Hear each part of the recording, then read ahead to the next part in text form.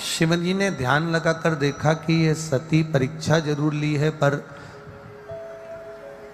इसने विश्वास को तोड़ा है, भरोसे को त्यागा।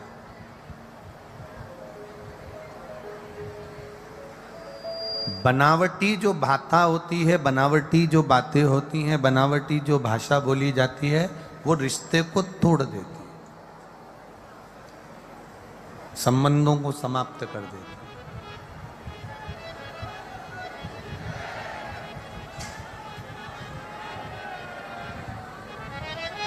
हमारे संबंधों को यदि हमें पक्का रखना है तो हमें दिखावट, बनावट, सजावट से दूर हो जाना।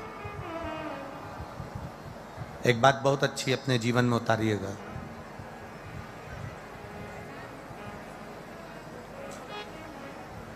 कभी ऐसा योग लगे आपके जीवन में कि आप जिस व्यापार को आपने करा उस व्यापार में आपको फल नहीं मिला,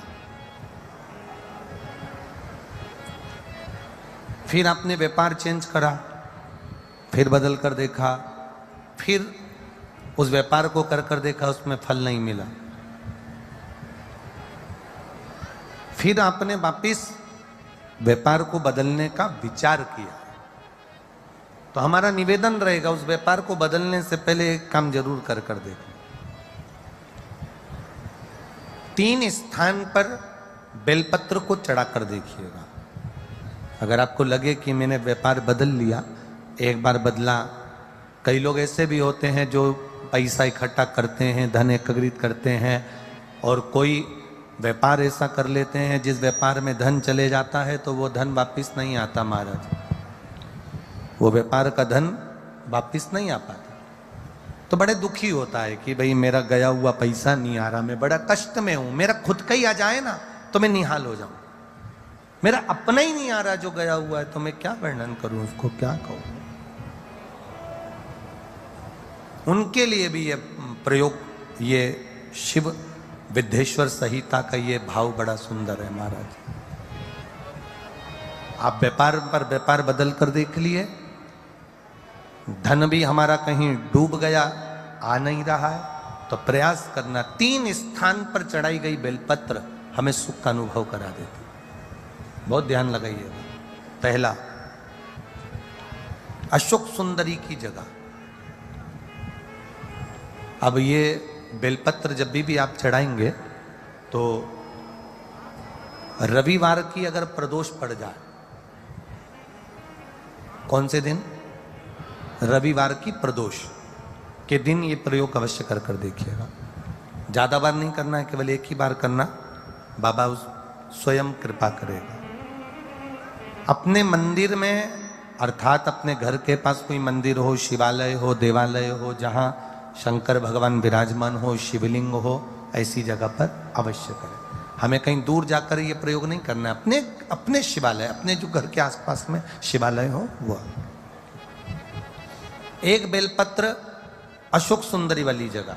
अब उसको अशोक सुंदरी की जगह पर भी चढ़ाने का तरीका क्या है? ये शिवलिंग है, ये जलाधारी है, ये जल बहता है, बीच में जो मोटी सी लाइन है वो अशोक सुंदरी का स्थान। ये जो भाग है षडानंद कार्तिकेय गणेश जी और कार्तिकेय जी का। जलाधारी मतलब माता पार्वती जी का हस्तकमल, शिवलिंग मतलब भगवान शंकर का स्वरूप। ऊपर से जो बूंद बूंद पानी इस पर गिरता है वो शंकर भगवान की 5 लड़कियां, जया, विषहरा, शामली बारी, दौतली और देव। शिव जी की 5 लड़कियां ऊपर, एक लड़की शंकर भगवान की 6 नंबर की अशोक सुंदरी उनके चरणारविंद के पास, उनके गणेश, षडानंद, कार्तिकेय के मध्य में।